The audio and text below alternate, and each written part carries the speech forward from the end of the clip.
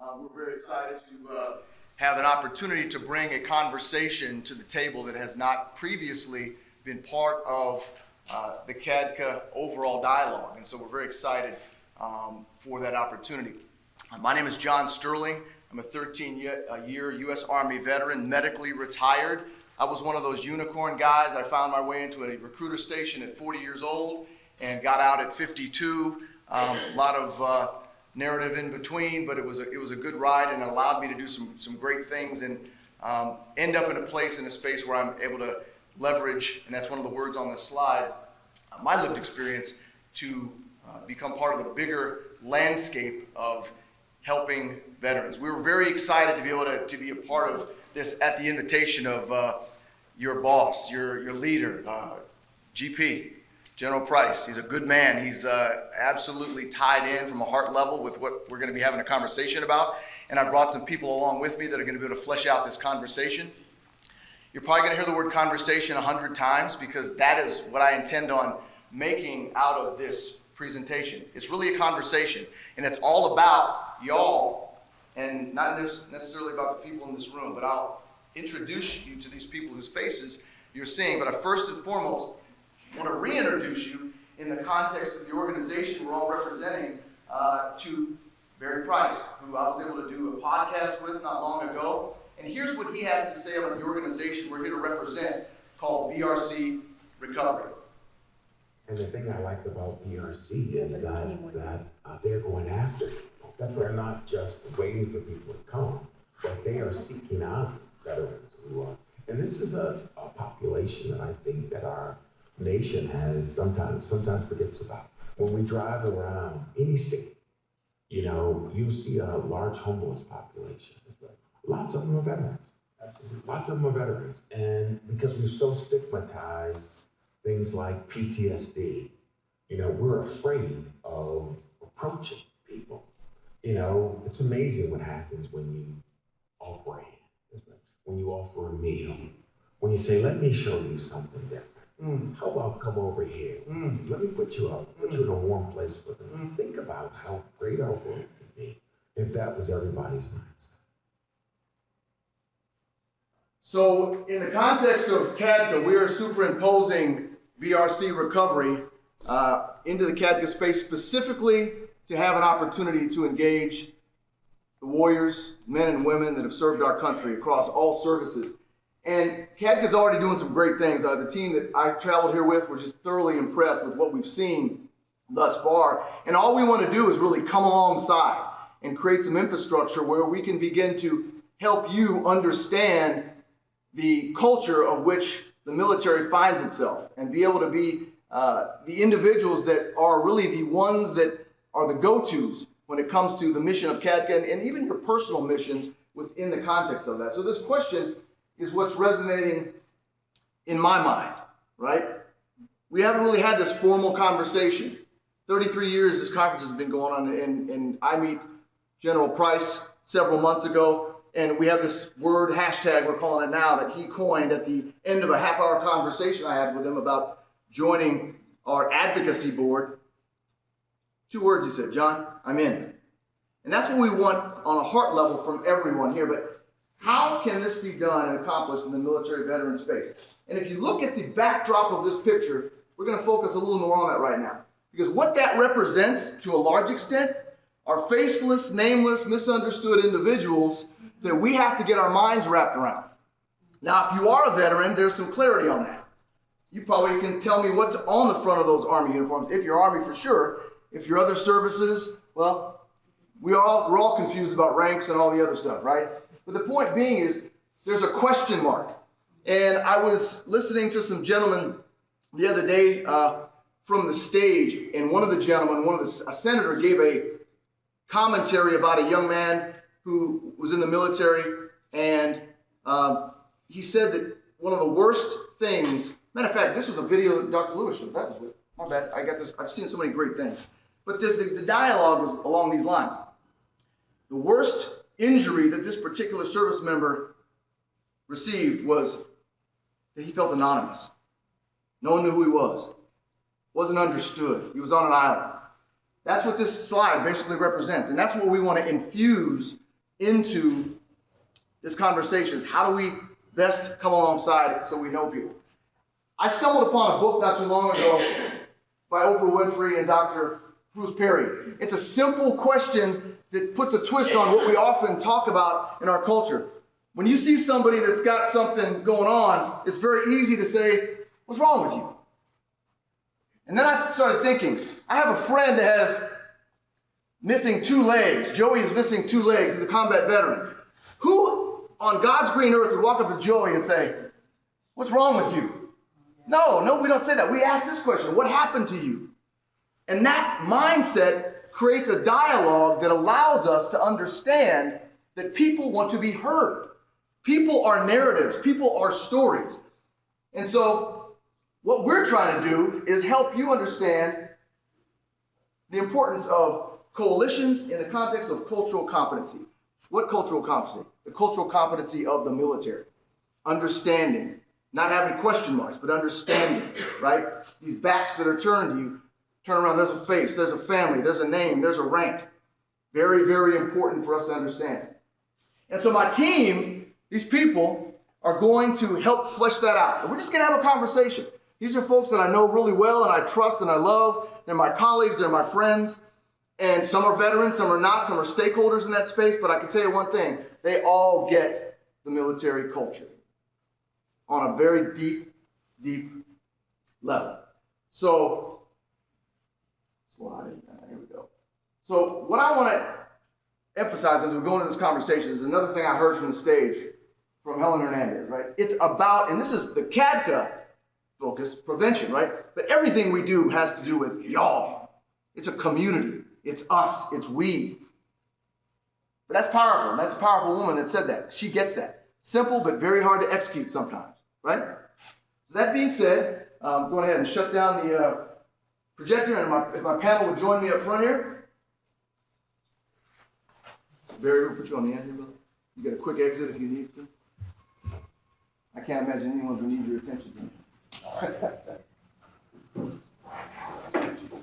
So we kind of have a divide here. We've got some heavy clinical people over here, stakeholders. We do have a veteran on the side. We also have several veterans over here. I'm just going to have them briefly introduce themselves by way of what they do and who they are briefly. I might say the word briefly 100 times too, because we're a little bit nervous that we're not going to have time to do what we need to get done, because we have a lot of people that fall into this category like me. We're loquacious.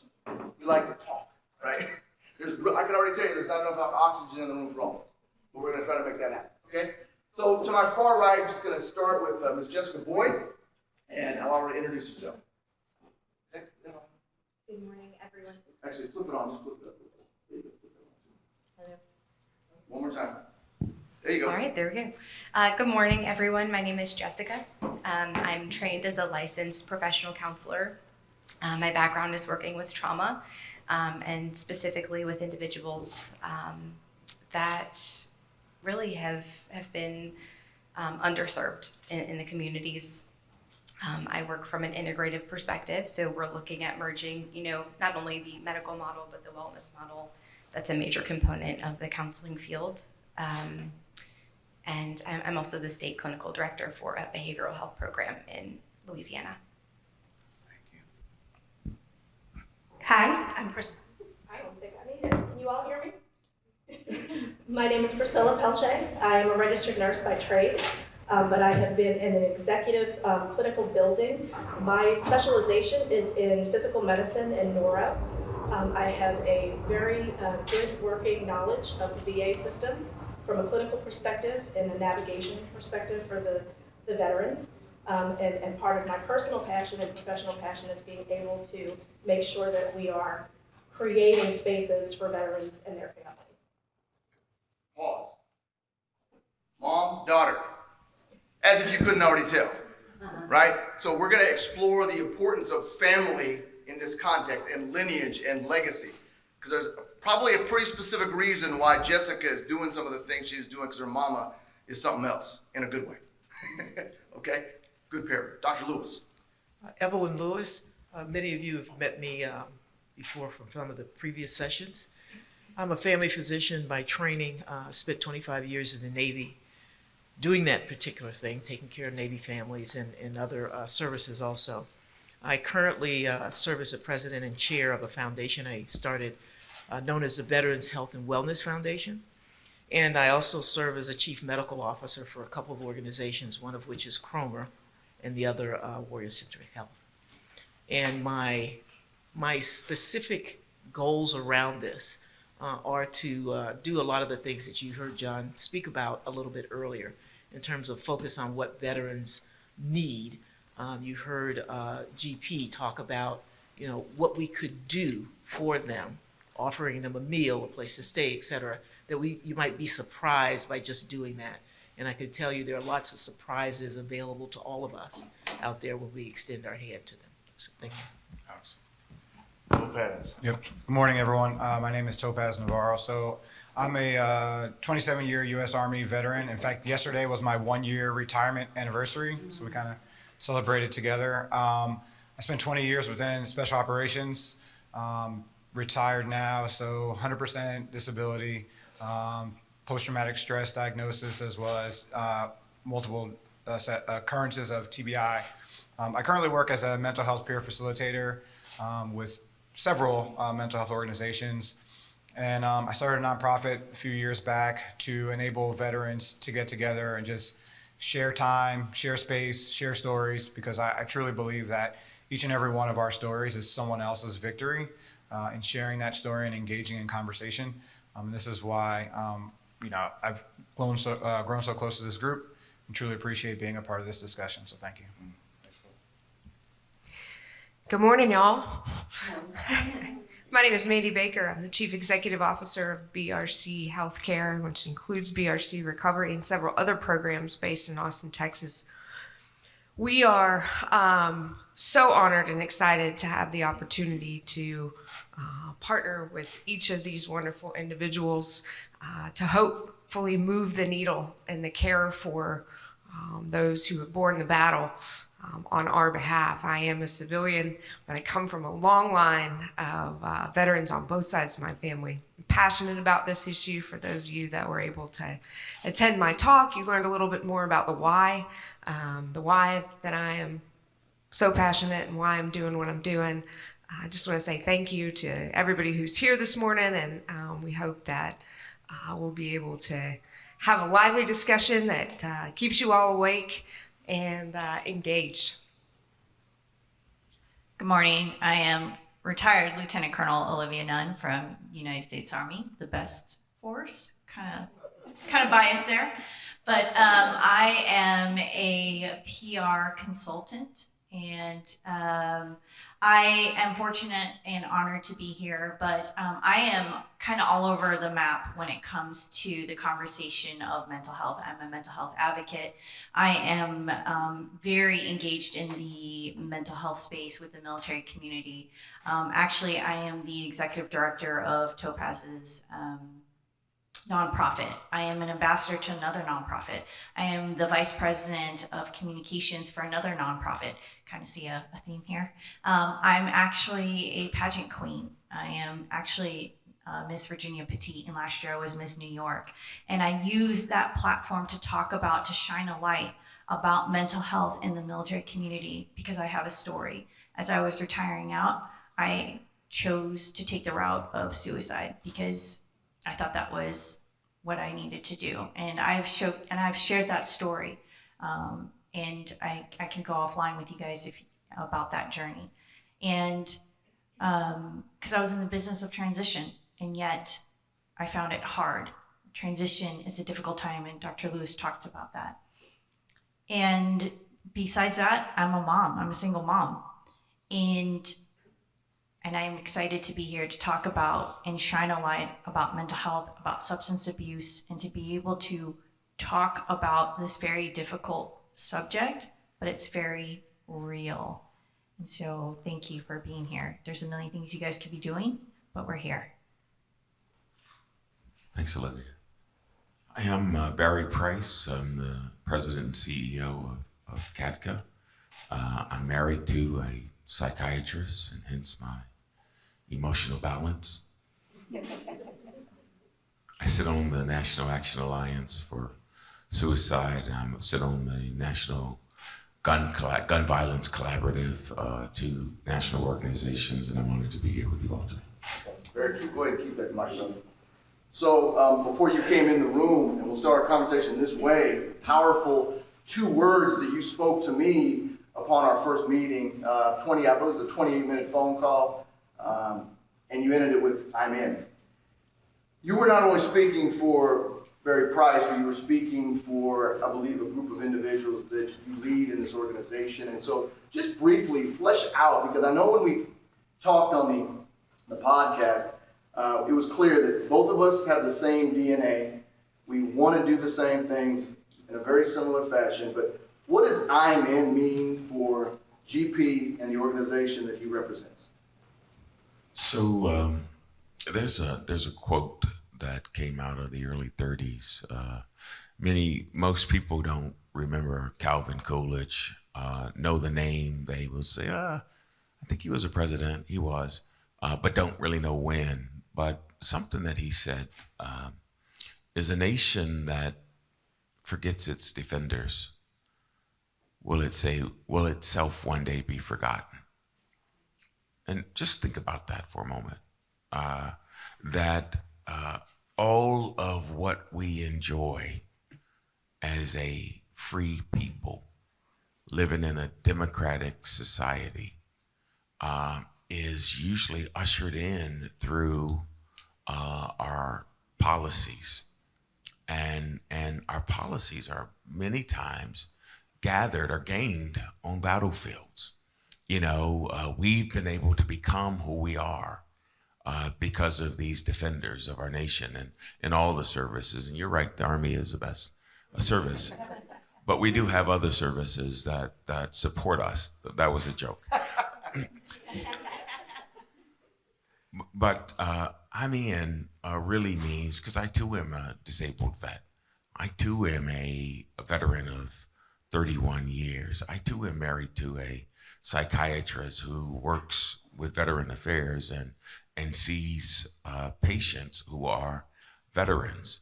I too see veterans who are disenfranchised, who came back and find themselves living on the margins and in the shadows because of trauma that they faced in the military. And so this provides a great opportunity and a platform for me to use my voice in all of the circles that I'm in to be in the corner of this organization. Love it. Appreciate you. So we're going to go the exact opposite end, the bookends. Jessica, you clearly have influence. You're a clinician. You, when you open your mouth and allow your voice to be heard in the state of Louisiana, as a trained clinician, you are able to help people, right, from a clinical standpoint. And we've had this conversation, and this is an important conversation to have because as we enter the domain of a veteran, they understand clipboards and white jackets. They understand professionals, right, of which you are an excellent one. I know you personally. You might be one of the anomalies based on what a lot of people have experienced. However, you recently, and we'll truncate this because it's a story, but there's a gentleman that you introduced me to through a story that you found in a unique, non-clinical environment to help drastically change the trajectory of his life, along with his buddies, that he referred to you because of, I'm going to say one word, trust. But tell us a little bit about just what's happened in the past week. Mike, yeah. Yeah, I think it's safe for me to assume that everyone in this room is here. We're getting there. I think it's safe for me to assume that everyone in this room is here because we either, we know someone, we love someone, we care about somebody that is a veteran, and I am no exception. I have multiple friends, I have family that have served, and one of my long-standing friends for most of my life is a veteran, and we've known each other since before I was a clinician and since before he served. you don't have to be a clinician to care, and to make a difference and to have a voice and to be a safe space for people who need it the most. And our veterans are absolutely that. So what John is speaking to, I before I was a clinician, watching someone that I love and care about go through, the trauma, war trauma, and reintegrating back into civilian life, the disruption to family relationships, the physical health components that were affected, and then his friends dying, one by one, either by suicide or health issues that came up after their deployments. And so he, probably one of the greatest honors of my life is that he trusted me enough to connect some of those people to me, out of his own desperation and fear of losing, another part of his tribe. It's an experience I will never know. I'm an outsider looking in. But I spoke with him this week, in preparation for this conference, and I was just curious, I wanted to know, like, why did you continue to reach out to me, right? Like, why do you turn to me? What need for you is being met? And he simply stated, you cared. You care. And I think, it's something we're all capable of. So I wanted that said out loud because the propensity is to perhaps think that if I'm not clinical, if I can't draw X's and O's scientifically, I'm of no value. I'm gonna tell you right now, the peer-to-peer environment is growing like gangbusters. People want to hear from people that look, smell, and feel like themselves. Period, end of conversation. So, we all have a role in that. What I loved about what Jessica just said, I'm going to pass it back to the other side of the house because the tip of the spear at VRC Recovery, Mandy Baker, has really helped me understand. You use the word curiosity. Curiosity is huge. Curiosity takes humility to another level. Curiosity takes you and puts you on the curb and makes someone else relevant. It's back to the question, what happened to you? So my question for Mandy today, and I love when I get teed up like this, as a senior leader, as somebody, Mandy, that again, people look at as that person that leads your organization. I know you personally. I know you're a very, very curious individual. I also know that you're a person, right, unlike me, and I say this all the time, I'm not a card-carrying member of the recovery community. I can't have that lived experience conversation. But as Mandy says, I've had bad things happen to me. I got my trauma. That's human. Mandy, what is the benefit of being a curious leader? Because at the end of the day, this is a leadership conversation.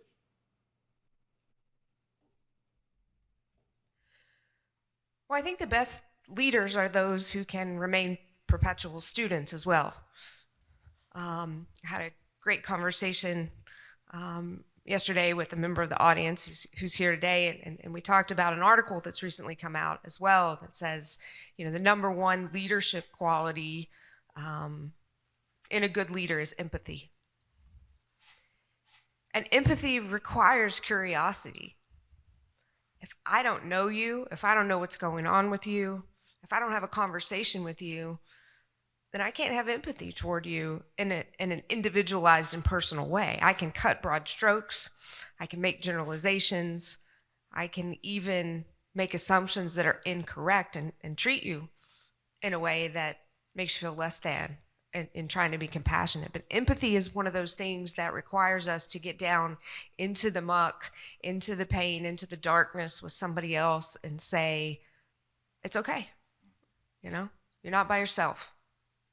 I don't have to know the answers, kind of like what Jessica said. I don't have to be the most talented clinician in the world because I'm not. I am a clinician, but there are so many people I encounter within my own organization who are so much more skilled at that than I am.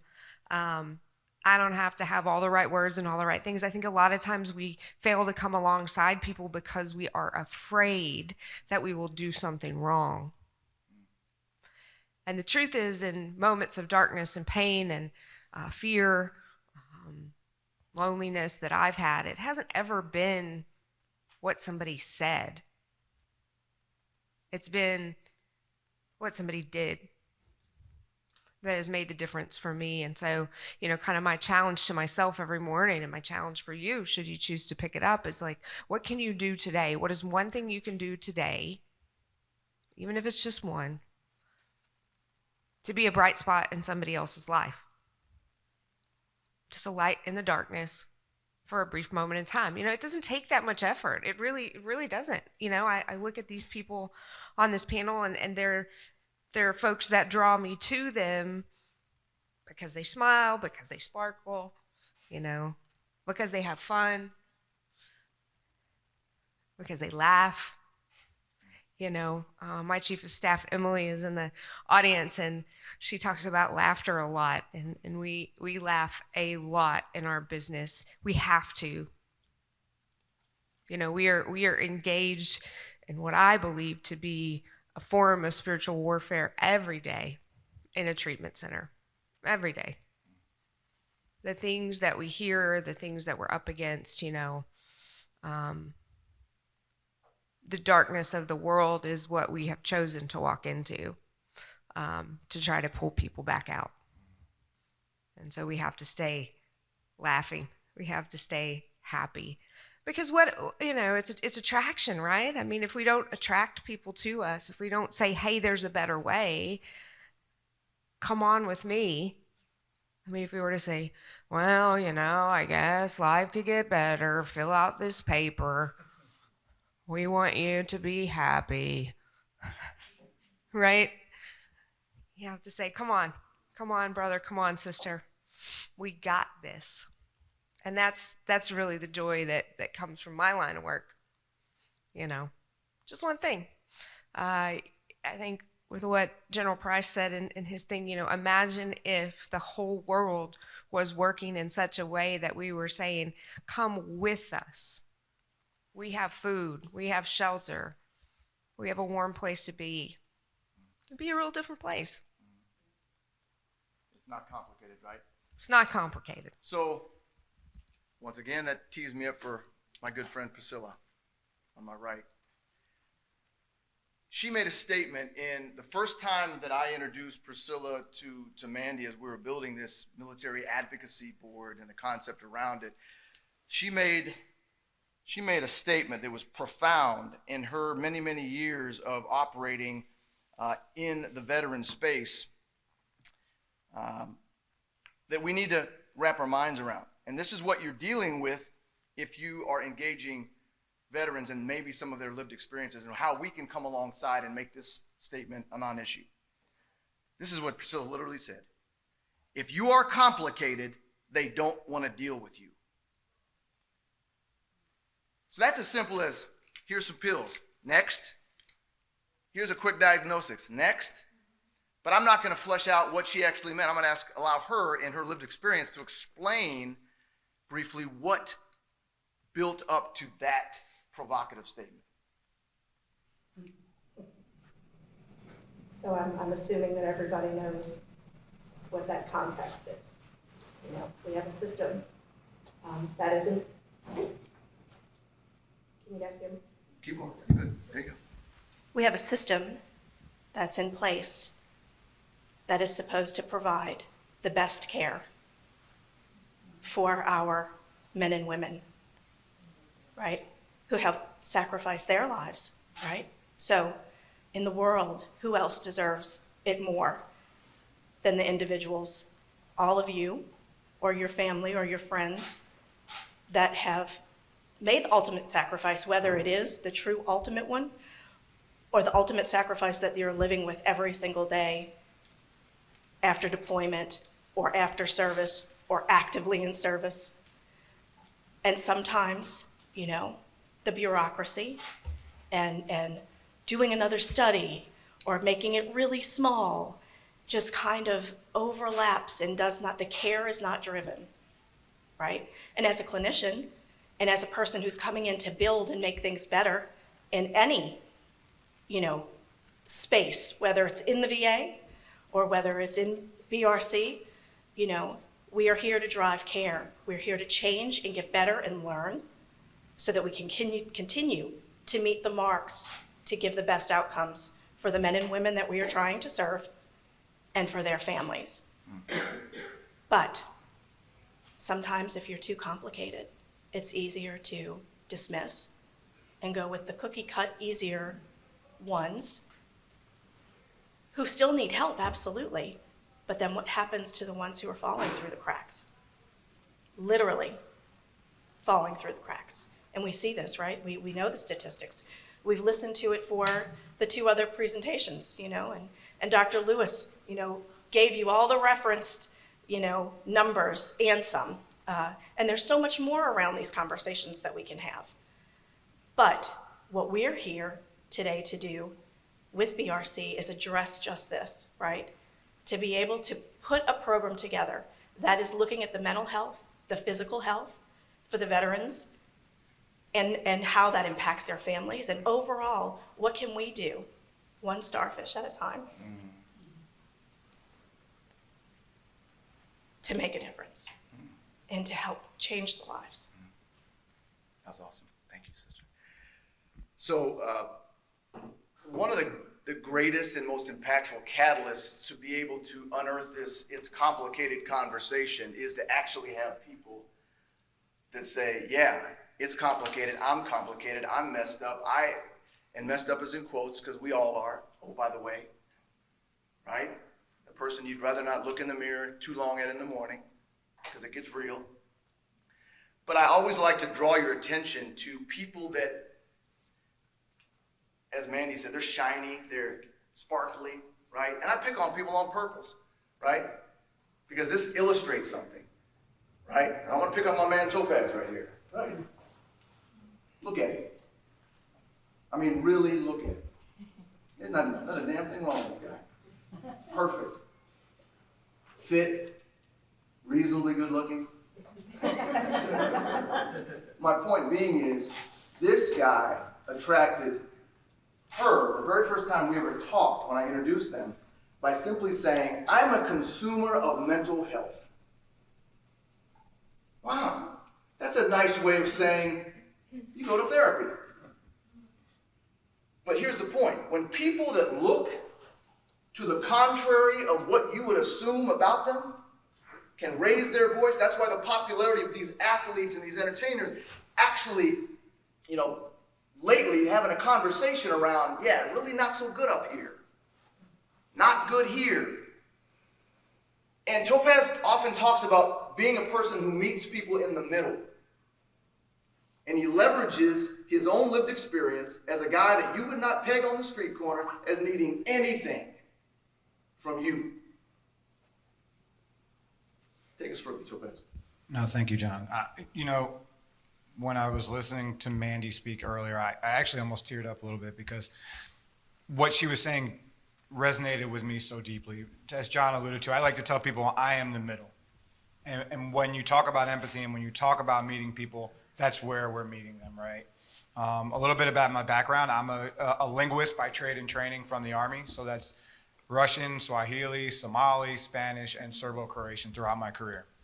You can kind of figure out where I spent most of my time over those 20 years. But I'm a translator by trade and training. I'm a consumer through events in my life, and I've always been a teammate and really a survivor of trauma. And when I like to say I'm the middle, I have that ability to walk with veterans and with civilians, with consumers, with clinicians and practitioners, and then also with those that are still walking alone in darkness and those that are vocal advocates. And I think that when we look across the panel and we look across the other people that are in the room, we all like to reside in that middle.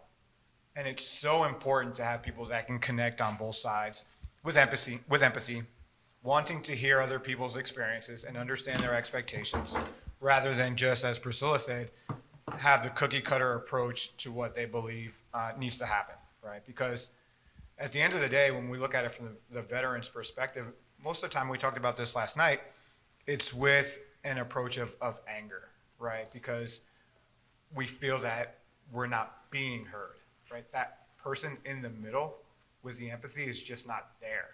And that's what drew me to BRC, frankly, is because everyone there that I met, that I interacted with, they truly wanted to meet and understand who I was as a person and what I went through. And they didn't just assume, okay, well, you did A, B, and C in the military, and this is what your struggle is, and this is how you should approach your treatment. It was a much deeper, engaging conversation. So, Excellent. kind of lost the question, but that middle, the more people that feel comfortable residing in the middle and are willing to make that connection, we'll get to that community and that connection that we need to help bring others out of the darkness. Excellent. So a lot of sharing from a perspective of lived experience. Every single one of these individuals, to get back to the core of our conversation, has intersected substance use, dependency, recovery, all elements, right? And frankly, if you just think about it, haven't we all on some level, right? I'm not a card-carrying member, but as Olivia says all the time, and we know as in the military, my intersection originally was being in the United States Army, right? We're supposed to be look good, feel good, act reasonable, squared away. That's what we call it, being squared away. And I got senior NCOs, officers, glamorizing alcohol consumption. You know exactly what they're planning on doing that evening, and with whom, and how much. Ha, ha, ha. That's a normal conversation. So we all have intersected that. But we're going to now shift back to a little bit different conversation with Dr. Lewis, because at the end of the day, that's a culture conversation I had. So there's a few people in this room, if you're a veteran, that understand that environment I was just explaining. In a formation, conversations going on left, right, back and forth, right? And that's culture. That's the culture of the military. Every service is a little different, but we understand that conversation. But not everyone does. And so we throw around this term called cultural competency. You cannot walk into a room, as Dr. Lewis says, and treat someone that you don't know who they are. It's just not ethically the right answer. So Dr. Lewis is going to explain just briefly what she has done to her organization, Veterans Health and Wellness Foundation, as its partner with BRC, to make this a conversation within the conversation. How do we train clinicians? How do we train lay people, civilian, whatever, to be able to be equipped to come into the room, metaphorically or literally, and have the conversation? So Dr. Lewis. I will start off by saying, so much to say, so little time. There you go. We know. But anyway, as John was talking about cultural competence, it sits really at the core, particularly when we're talking about clinical people, clinical care, all of that. It sits right at the core of that. One of the pieces that we do most frequently at our foundation is to train, to educate. And we do that, as I say, top down and bottom up. From the top, when we talk about clinicians, professors, doctors, nurses, pharmacists, all of those who are on that team providing care. And then we look at the veterans themselves, their family members, caregivers, and the communities in which they live. All of them need to have some type of understanding about what is going on. Those at the top primarily need to understand who veterans are, how they have come to be where they are, and what they need to do in order to have them listen to and activate any of the treatment modalities that they're talking about. And from the veterans' perspective, they need to understand if any of those injuries, illnesses, or diseases that they're experiencing are associated with or caused by their service to their country. And so when they have those component pieces and they come together, then I think each leaves with a better understanding. The clinical side or the clinical team is better able to provide the care that's needed to that veteran and his family. And then that veteran and their family are better able to understand and implement those recommendations that were made by those clinicians or the healthcare team. And so it becomes a core component of what's needed for any of the things that we talk about working, whether it's in the substance use disorder arena or the physical arena or other mental and behavioral health concerns. And one thing that I believe it was Mandy who was talking about challenging folks. Whenever I'm talking about these issues, whether it's cultural competency or an expansion of that conversation, I leave the folks that are engaged in this dialogue with something to do. It's one thing to come to conferences and listen to what we're saying and ask questions, et cetera. But that's not enough, and we all know that that's not enough. I frequently end by saying, we hear people say all the time that knowledge is power. It's not. There are tons of educated people. Knowledge is not power until we operationalize it. And that's my challenge to all of you who have attended all of the sessions here at CADCA, and in particular the ones where we're talking about veterans and their families. The challenge is to operationalize the awareness and knowledge that we leave this meeting with. Because if we don't do that, all we've done is have a discussion. All we've done is have a conversation. And none of that helps the people we're talking about. There's plenty of dialogue happening every single day. I can't tell you how many committees I'm on and the plethora of committees that are served by the people who sit up here. But the reason we have to keep having this dialogue is because we're not moving down that line. So I challenge you to operationalize the knowledge that you gained from this panel today. Thank you, Doctor. What you say, I'm gonna tell you no? No, I didn't think you were going to tell me no, but I thought I would ask anyway. Hey, so as Dr. Lewis was speaking and as Topaz was speaking, it just really struck me, this whole notion of competence and cultural competence and really how you see military people, and whether you look at us through the lens of empathy, sympathy, compassion. And I thought about a guy who committed suicide by cop in 2014. His name was Lopez. He was a specialist at Fort Hood, Texas. He was known as the Fort Hood shooter, the latest one. He was the latest one that they've had. It's been many. And I just thought about this kid because he wasn't a veteran yet, but he was serving and he was struggling. And it's not just an easy thing for people externally to get from the military, but it's even hard for people in the military to fully get, because it requires empathy. You know, the question and then the action that's associated with the question. So just let me tell you, if you imagine this is a room, right? Well, it is a room. But imagine that there's 12 doors on this room and all of them are closed, right?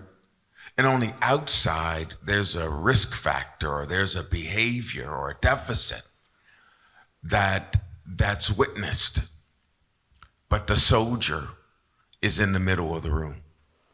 So let me tell you about Lopez, and I think it might clarify some of what I'm talking about. So his grandmother died. His grandmother raised him in Puerto Rico, and he couldn't afford to go back to the funeral.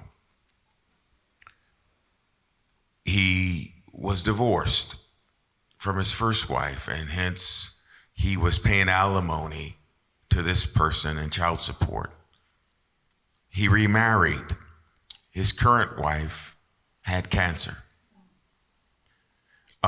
He was an armor a guy transferred to transportation, so he had to leave his family while going back to basic training, and then a MOS awarding school in transportation. He had to relocate his family from Fort Bliss. He left them for like 8 months of schooling, and then he reconnected with them at Fort Hood. He arrived at Fort Hood, and usually you can get what's known as, what is that called? When you can take these days when you're resettling yourselves in a new place. Permissive TDY, yeah, you forget it after a while. So he wasn't able to take permissive TDY to find a house and to settle his family. They relocated, and then, oh, by the way, they told him when he arrived at Fort Hood, he's still in processing, that in 10 days, he's deploying to Afghanistan. He was bankrupt, but he couldn't afford, there's a $275 fee. He couldn't afford the $275 to pay for the application of bankruptcy. He was talking to a chaplain, and the chaplain, was like not sharing the insights that he was sharing with the command team. It was privileged information. He was on psychotropic meds, for depression. But again, HIPAA didn't allow his command team, which was now new, to know that. English was his second language, and so he struggled communicating in English, and so there was some isolation involved. So imagine that all of these things are doors in a room, and all of those doors are closed, but in the center of the room was Lopez. And the only person who had true picture of all of these things was Lopez. And so his action was, all of these things can go away if I were dead, because I have insurance and it would take care of my family. But I'm Catholic, and so I can't kill myself. So how do I get somebody to kill me? Is by going on a shooting rampage, so there will be suicide by cop. He killed 10 people, wounded 9 others, and then a police officer took his life. And so when we talk about getting inside of the culture and getting inside of the head, it's not just for folk who are external to the military. There's a tribal, there's a village that's a part of the Army. And I would tell you that a part of the problem is ourselves, because we deploy and you have a shared experience with all of these people, and we bring you back and we break up that unit. People from the Second World War didn't share much about their experiences, but they were with each other the whole war, unless they had to come out because of injury. But many of them would come out of injury and go back to the same unit.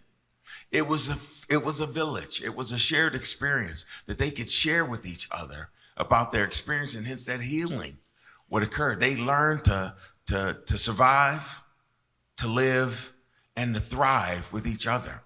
But now our motto is to break that up. So briefly before we turn it back to you, I got to go there again, right? Shiny object time, right? We're all humans. We've all got value. We all got different lived experiences. I've known Olivia Nunn for a minute, and she had a stellar reputation while serving the military. She's done amazing things outside of the military. But again, she's one of those people, you ain't walking down the street and saying, you're jacked up. You got problems, lady. But she has intentionally leveraged the the fact that she has dealt with suicidality, divorce, shame. You know where shame operates, by the way? Darkness. Darkness sounds to me like no conversation. Hiding. She does the exact opposite. So her quote that I was going to hold her accountable to flesh it out a little bit here before we turn it back to you is that, just like Dr. Lewis said, a lot of conversations going on. What are we doing? What are we doing? GP just kind of gave his version of that. I know at least one other great story that he started going into do mode because he found out what he needed to know, but the knowledge was not powerful enough. He needed to do something. So Olivia, in your lived experience, briefly explain how, as a commander, and now out of that space, but yet still leveraging that experience for people that look at you and say, there's no way in HE double hockey sticks that she's telling me the truth right now. She is not suicidal. She is not divorced. Her husband did not leave her. Blah, blah, blah, whatever the drama is. How has that worked out for you in your mission to change lives? You know, culturally, I'm first generation Korean American. And for those that don't know, Koreans are all about family honor, right? And the best way to describe that is go watch the animation Mulan, right? Family and the honor to family is first and foremost. So to depict that is perfectionism. Everything has to be perfect. I had to be the perfect soldier, the perfect wife, the perfect mother. And this isn't about, like, I had a wonderful marriage and I had a wonderful husband. And my marriage just died. Like, the magic of the marriage just ended at the same time that I was leaving the Army. And it was unexpected. And when it's unexpected, it destroys you. And it left me broken. And as you were talking about that story about Lopez, it reminded me of how the Army taught me to be an effective planner. I was damn good at what I did for the Army. You find the problem, you fix that problem, and you destroy that problem. And in that brokenness, I found myself to be the problem. So I wanted to destroy it. And in our culture, and as a leader, you don't make lieutenant colonel easily. Less than 1% of the officer corps makes lieutenant colonel. And that was a hard-fought battle to get there. I spent 20 years in combat arms. Oftentimes the only woman on that staff. I led a company that was not given to a woman before. So for me, to ask for help, to utter the words help, was incredibly hard. So to get to that moment, to say that this perfect person who had this perfect life where people had said all the time, man, you guys have it all. You guys are a perfect looking couple. You have risen to the top. You guys have perfect kids. You guys are both great looking. Because we were top performers in the Army. Oh, by the way, we're both minorities doing this. Those that we have worked for in the military, they're now commanding the Army. They're now general officers. So for me to sit there and say, I needed help, where in our culture, in our community, we don't talk about mental health. We don't talk about being broken. Because our culture is suck it up and drive on. I didn't know how to step away from that perfectionism. Coming through the other side, I knew, because I'm a storyteller, I'm a public affairs officer, I knew that I had to use my notoriety that I had gained. Because I was a podcast host on behalf of the Army. I wrote communication strategy for the Army. Women into combat, somewhere in that back, there's penmanship done by Olivia Nunn. And so many other pieces into the Army. And I knew that if we were going to make a change, someone had to step their foot forward. And here's the thing. By personality, I've been that person that kind of bent the rules anyways. So I knew that if I was going to do something, I had to take that personality of mine that I already had anyways and shine a light. Because this is the thing. Leaders lead by leading through example. I've always believed that. My dad was in the Army, and that's what led me to being in the Army. He was a combat engineer. He was an NCO. And he said, as long as you take care of your soldiers, they would follow you into hell. And so for them to follow me into hell and back, I knew that I had to show them the way. And that means I had to tell them the truth. And that means I had to detail to them my brokenness. Thank you, sister. It's awesome. All righty. You've heard from all the panelists. We have not heard from you. So I'm going to do something I did the last session, just to make sure that I'm not, imagining the gravity of this conversation. Is this a conversation by raise of hands that needs to be happening a lot more within the CADCA communities and the people, right? Right? Keep your hands up if you believe that there's a lot of people that would desperately love to hear this conversation. Keep your hands up if you think that the facilitation of this conversation through groups like these would be very helpful in your community. You just sit back, listen, enjoy the ride, bring peace, right? Okay, thank you. Absolutely. So that being said, we have a mic in the middle. If anyone would like to step up, I can also bring a mic to you. Do we have any comments, thought processes, whatever, that people would like to potentially share? All right, let's get it going. Love that. I'm originally from Washington, D.C. I like the mindset of us taking a step forward. 2 months ago, I buried a dear friend of mine. I think he was the last surviving member of the John F. Kennedy Honor Guard. First black man ever assigned to the Presidential Rifle Team. Became a Metropolitan Police officer. Got hit by a drunk driver. And then through his love and his faith in his community. And I believe, just like him guarding that picket fence till the eternal flame was built, he believed in what Kennedy said. Not what you can do for your country can do for you, but what you can do for your country. So it's not what the veterans can do for us, because they're doing it 365. It's what we can do for them.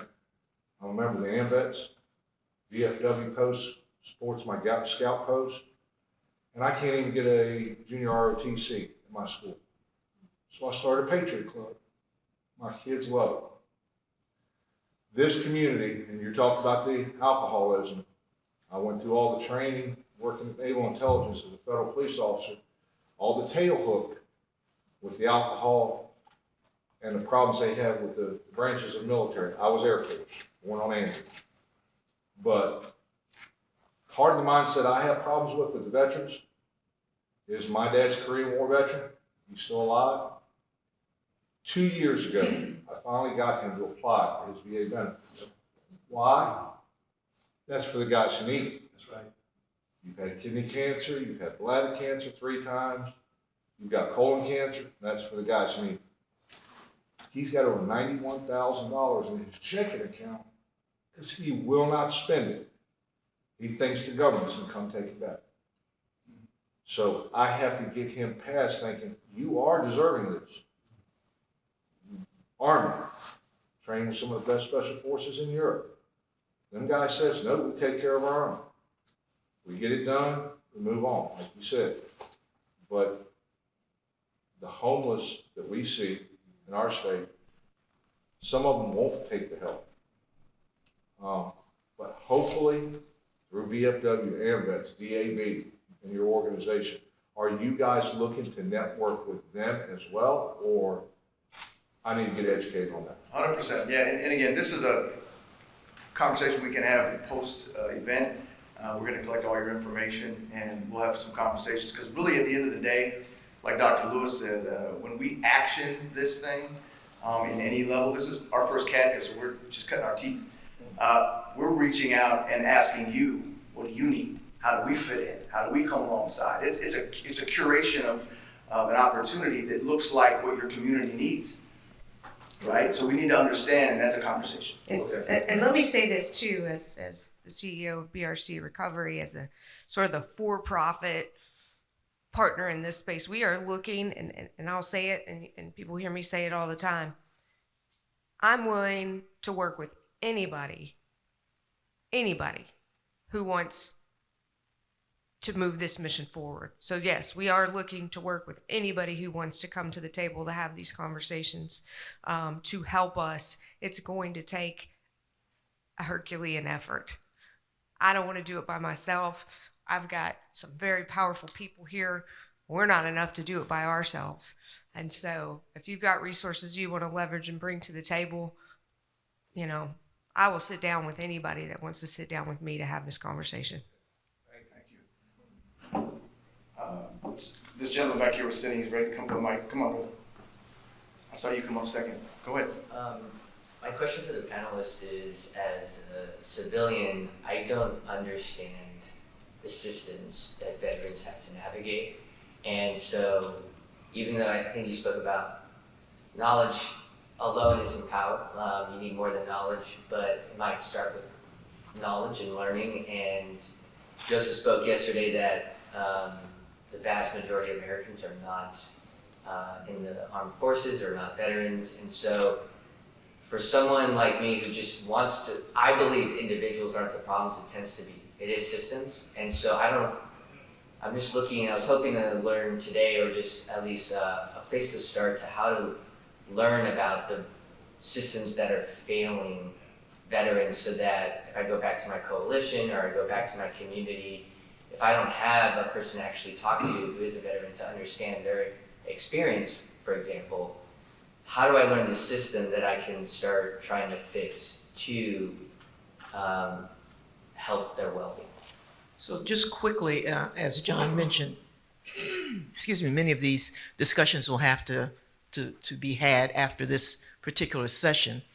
But in regard to what you were saying in needing to better understand the systems, trust me, you're not alone. Civilians don't understand, and many veterans don't understand, which is why a lot of these organizations exist, is to help them understand how to navigate the very system that's supposed to be in place to help them. But the short answer to your question is, when this is over, and if you've put your information on the sheet that was circulated, we will get you those answers. After this session's end, I have a strategic planning meeting for the Veterans Health and Wellness Foundation. We're going to have one of the former undersecretaries of the VA there speaking about benefits. So we can get you that kind of information and other information that you may also need. And let me add on that too, that first I need to comment on a gentleman who was daring enough to wear a Washington Redskins jacket in this movement. If you know of a veteran that's in the relative same age range as your father, who's getting benefits, they will be able to quash his fears and his concerns about using that money. But I think that would be the better way to do that, is getting them to talk to him. For the gentleman who just asked the question, one of your sectors could be, in your coalition, could be veterans. And I would encourage you all to pull veterans into your coalitions. They have lived experiences, they're leaders, they're quite capable at multitasking, and they're in your community. Less than 1% of people are serving, anymore. And so it's not unusual, the challenge that you have, but I would tell you, seek them out because they're in your community and people know who they are. I'm sorry. I just want to add, General Price was right in adding the veteran into your workspace, but also, I said this yesterday, give back to the veteran organization. Give of your time, give of your resource, and put your money where your mouth is. And that's money. And it's not a lot, right? Move the needle by $5, by $10. If you want to know some organizations, sign up, right? And we'll tell you some great organizations that are actually doing something with your money. Elizabeth? Okay, I know that time is short, so I'm going to throw out a recommendation, and then you tell me why. My son was in the aviation program, Pensacola. During COVID, 4 Marines got type 1 diabetes, 1 got Crohn's disease. That was a journey. Why do we have medical separation versus medical retirement? Why do we have TRICARE Prime versus TRICARE Select? Why do we have one system to help these all voluntary force? My son now went back to school. The transition for many of these military is very difficult. They were put in a mock. You get there where you are either administrative or you're medical, okay? They used to call themselves, quote unquote, the defectives. He dealt with 400 Marines, and he was great. A number of the issues ran the scope. Suicide was big. I was concerned that, okay, having been involved with CADCA and my village, and I saw what was happening to our youth, my fear was, oh dear God, please, don't go with the drugs, don't go with suicide. And many of them discovered faith. They joined Bible groups. And I have to tell you, that session on faith was amazing. So I would like to see change that you got a veteran, don't let them wait. Now he has to travel an hour to get medical care. Okay, he's got type 1 diabetes. So I said, you come home. He developed some sort of condition in his mouth. I said, come home. I had a dentist, did me a favor. I said, look at my son. She took my son right away. I said, I'll pay you out of pocket. She charged me next to nothing. Same day, sent my son to an oral surgeon. He was so empowered. He walked out. He says, they made me feel so good. So then he goes back home. Thank God he's in master's program in Williamsburg. Goes to this oral surgeon an hour away. He didn't even look up from the paper. As well, maybe you have to come back for a biopsy. He traveled an hour to have someone tell him that. So my question is, I think we need to change the way veterans are treated. And if my son did not have a family, he would have been homeless, okay? There are these young men and women, they get medically separated with nothing, okay? You get maybe 3 months severance, 3 months health, and you're gone, okay? And the other thing they did was with COVID, they had pilots with 12, 13 years experience who did not want the vaccine on religious exemption. Guess what? They were separated. So now if they were left, okay, they're getting nothing. If they were still in the pipeline, now they're taking them back. So I think in order to treat mental health, physical care, if they're not being treated, you're right. If it's complicated, they go. What happens? They do commit suicide. And I recommend everybody see this movie. It's called No Greater Love. It's told by a chaplain, true story. What happens to all these military when they transition out. Military is very good at taking care of trauma. If you're blown up in pieces, they can put you back together again. But you have these diseases, these autoimmune diseases and whatever, they're not very good at it. And half the times the medical people, they deploy, they're gone. So the healthcare system, number one, my dad was a World War II vet. I tried to get him to the veteran services. He needed oxygen. We'd have to sit there for 3 hours. I said, he doesn't have enough oxygen for 3 hours. Well, he'll come and then it'll be 3 months before he gets to a doctor. Well, guess what? He was dead in 3 months. So we have to make healthcare for our veterans. Forget this thank you for your service crap. 10% discount at restaurants. Healthcare and mental health. Suicide and drug overdose, big. So why do we have these two separate systems? And Elizabeth, that is a gargantuan conversation, but I love it. Can I say one more thing? You know what they say? What is that going to look like? Just kidding. Here's the thing. What do they say is more terrifying than a Marine? Mama. Mother of a Marine. Wow. Okay, I'm gonna get a young individual over here. I love it. My first one. Hi. My father just retired last year. We moved to Texas, and I had a chance to visit Fort Hood and Fort Bliss, as you were saying. I know the struggle because my dad had to keep deploying, and I didn't have a lot of time to see him because he would be deployed for 9-12 months, and I would have no time to see him because he would always be working. And I would go to different schools because we had to move, and I made a lot of friends. So, and my dad, he fought in the Iraq and Afghanistan war. He was injured. He got a piece of landmine stuck in his leg, and he still has it in his leg. So, and my dad is also 100% disabled. 70% of it is PTSD. And I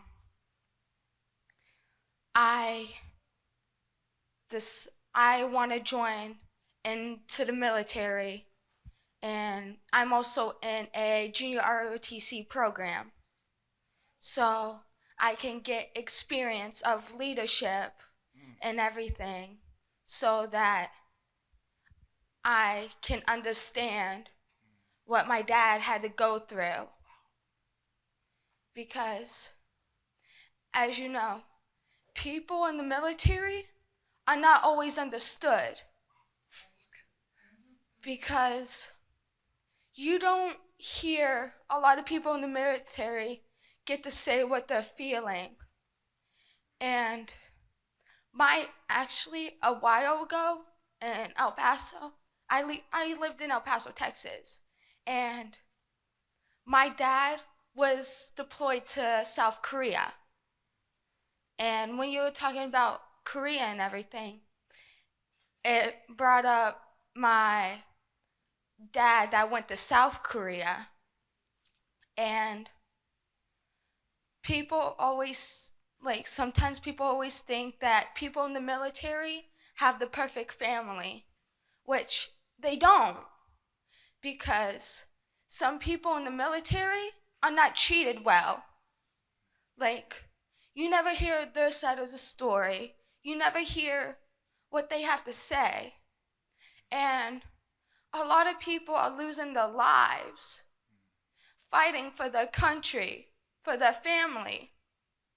And I want people in the military to be understood. So I want to go into the military, see what it felt like, and I want to tell people around the world what it's like to I want the military to be understood. Wow. What's your name? Jasmine.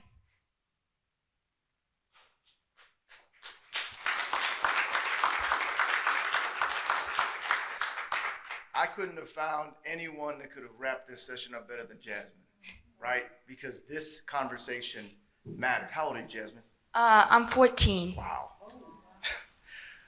So we had another young lady, Michaela, sitting back here on my right, that dropped some similar knowledge from her young self. But that's what I'm talking about. And let me just leave you with the word that matters. It's legacy. This 14-year-old gets it. That young lady back there gets it. That's what we're talking about at the end of the day. Barrye did not have us up here for any other reason than to allow legacy to be established. And we can do that. It's a y'all conversation, though. It looks like Jasmine. It looks like Barrye Price. It looks like every last woman and man in this room. And so I thank you for being part of this conversation. I would ask that you do not forget this conversation. You replicate this conversation in your communities. Tell people to tell you to shut your mouth because you're talking about it so much, right?